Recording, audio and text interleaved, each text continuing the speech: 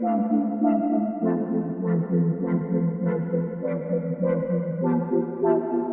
in, ladies and gentlemen, to MBR, or as we like to call it around here, Nothing But Rants, the show where I find topics that I'm oddly passionate about and I pontificate upon them. These are not hot takes, but rather takes that I'm hot about. What's up? You really like that?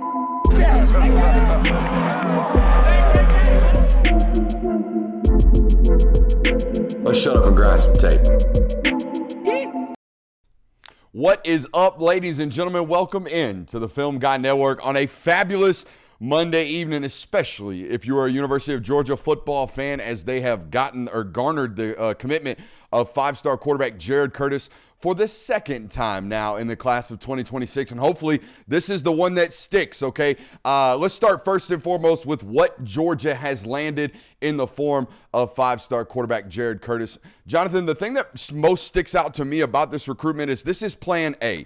For the first time in a long time, I feel like they have landed and signed or on the track to sign plan A in a recruitment class at the quarterback position, and there was no close second to in this one for the University of Georgia. Obviously, interest in Jaden O'Neal and Bo Bentley out there from the Midwest, but this was their guy, Jonathan. They circled this one very early on in the recruitment process. They honed in, and as of today, they garnered his commitment or gained his commitment.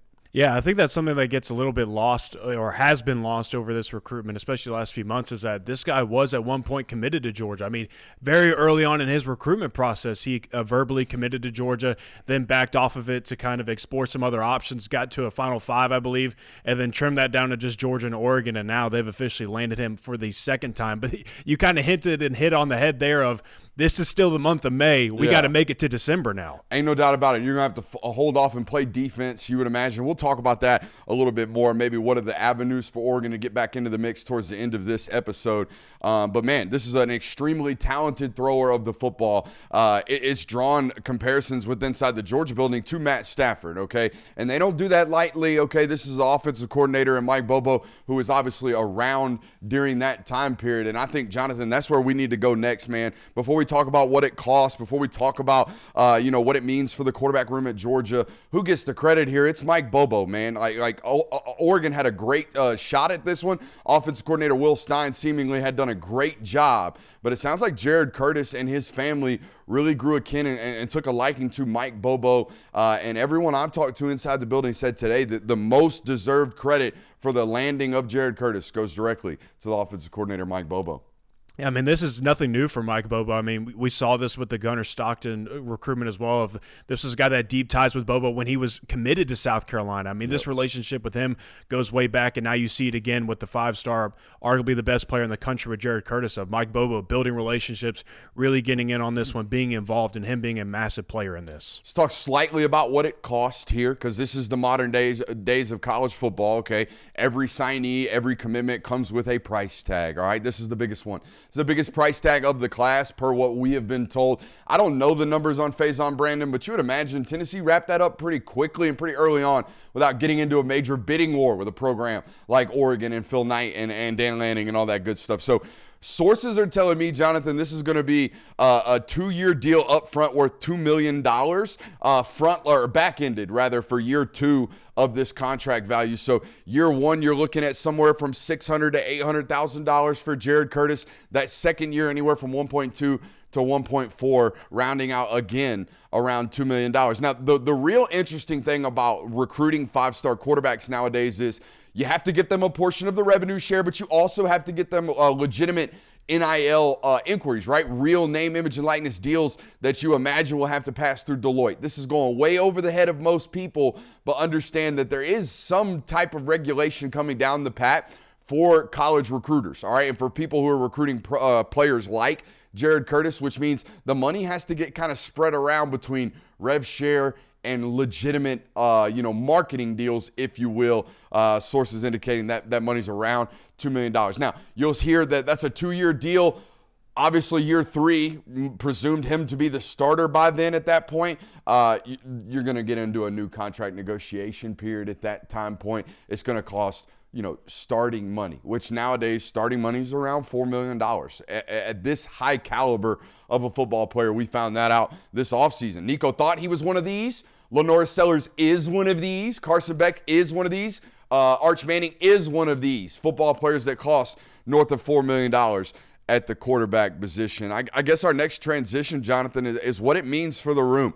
And I'll tell you this, ain't nobody in that room making that kind of money right now at the University of Georgia, from what I've been told. Georgia has gone about building a starting caliber room at UGA heading into 2025 way cheaper than the rest of the sport. The rest of the sport is paying buku bucks, as Georgia now will be in 2026, for their quarterback room.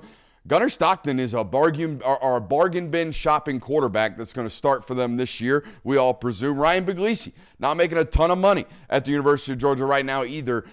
There's reason to believe that year one, unless Gunnar Stockton blows it out of the water this year and demands a bunch of NIL money, there's reason to believe, Jonathan, that the freshman that ends up and shows up on campus in December of this year might be making more money than the two guys that are above him on the depth chart. I mean, yeah, it's a first in Kirby Smart's tenure. Even taking money out of this, I mean, the thought that Kirby Smart is landing a 5-star quarterback, the last one to do this was Justin Fields. Like any other starting quarterback for Georgia, whether it be Jake Fromm or it be Stetson Bennett or, I mean, heck, even JT Daniels for this point. Carson Beck plays into this as well. This is a first to get a guy like this on campus. So while it makes sense for him to be making more money than anybody else in the room, it kind of is outside of this Georgia mold that you have seen at quarterback. And look, you mentioned that Justin Fields situation, right? Fields obviously left year two because he wasn't the projected starter, right? Heads up to Ohio State. Now, the difference now is you had a scholarship on the line with Justin Fields in year two. I just told you got about $1.4 million on the line in year two of Jared Curtis if he's not starting. So I do think that, like, when you sign highly talented football players like this, even without the money, it's going to make the room look kind of interesting, right? Hey, who's going to leave, right? That's always gets asked about this position in particular. Now we add on top of it the dollar value. So it's going to get intriguing. I think one thing for me that's very interesting, and I've been very forthcoming about this throughout the process, I don't know much about this individual. I don't know much about this guy as a football player. There is no junior tape available to the media. You got to pay about $20,000 a year to get the huddle access that all these high school and college coaches have. We don't make that kind of money. I mean, the studio might look nice, but I ain't got 20 grand to be out here dumping to find out whether or not Jared Curtis is legit. I just have to take the word of the people that I trust. There are very few individuals in the world of recruiting that I trust more than the people at Georgia and the people at Oregon. They do it as good as anybody else when it comes to player acquisition strategies. So they identified this guy as worth whatever he demanded or whatever he was going to demand. And Georgia obviously gets in the commitment today. You mentioned it.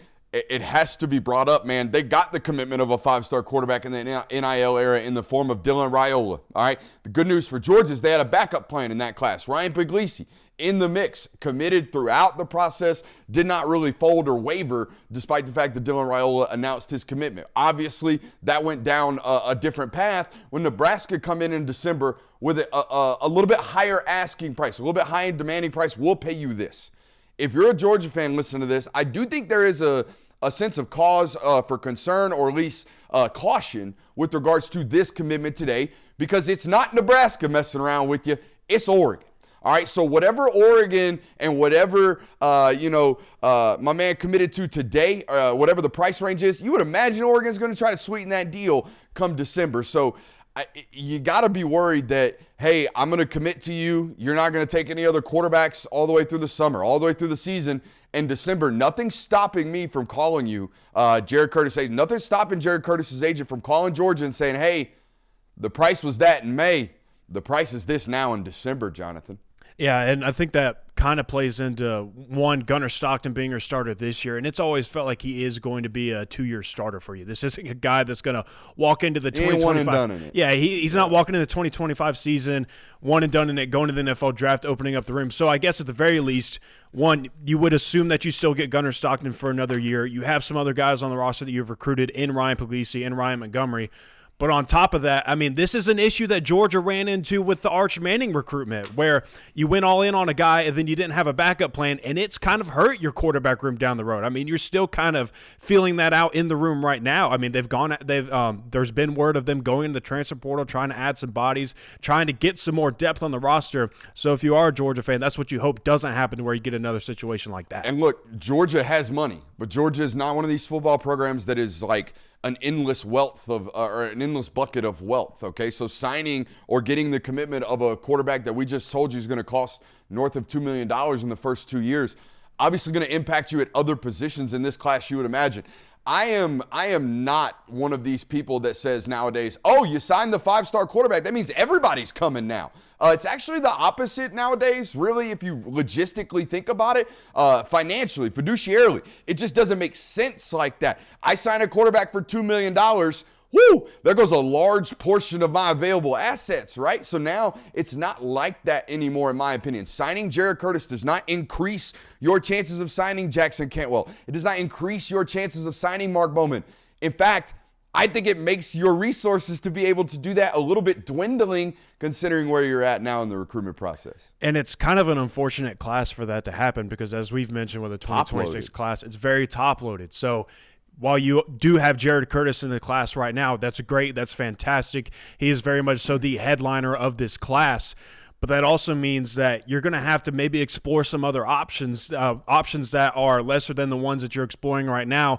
And in a class that doesn't offer a whole bunch of depth at some of these other positions that you typically do get a top 100 player at tight end or at linebacker or at defensive line. So kind of an unfortunate an event, but you still get a 5-star quarterback. And you get the quarterback, the one that you wanted without a shadow of a doubt. This was the guy that you had to have with, again, the backup plan being Bo Bentley and Jaden O'Neal, who will now likely look to go elsewhere. And obviously, O'Neal's still committed to Oklahoma. Bentley was waiting out this Curtis process, as everyone else seems to have been doing. I don't know what Oregon does now in 2026 at the quarterback position. I know they had a commit in this class early on. I don't know if that guy has moved off of his commitment, considering the love affair with Jared Curtis. I do want to reiterate the credit for this one obviously goes to the NIL collective and the rev share, but it goes to Mike Bobo, okay? So for those of you who are always on the anti-Mike Bobo slant, he just signed the #1 quarterback in the country. I know what 24/7 says about Faison Brandon. I'm a big Faison Brandon guy, but for today's purposes and clickbait purposes, Jared Curtis, #1 quarterback overall. That's how we do it around here. 24/7 on 3 get to do it. Why can't we? No, I'm just kidding. But yeah, a tremendous day for Georgia. And I think, too, like if you think of kind of the upcoming timeline for Georgia, it makes all the sense in the world for why you would go all in on this guy. Talent alone, I mean, last class you got your best wide receiver unit that you've gotten since 2019 when you got Pickens and Blaylock. You got C.J. Wiley and a bunch of Talon Taylor. And also on top of that, you got Elias Williams and Ethan Barbour. So you got a really solid receiving unit. Your running back room is starting to pick up some steam as well. You get one more year of Nate Frazier after this year, you would assume. So it kind of makes sense offensively why you would try and surround all of those guys with, hey, why not go get the #1 quarterback in the nation maybe in 2 years or maybe in 3 years? This is the best offense in college football. Absolutely. All right, we appreciate you guys for being here. We will be live tonight on this channel at 8 o'clock. If you're new to the network, go ahead and hit that thumbs up button, and damn sure make sure you subscribe. Appreciate you for being here. I love you. Bye.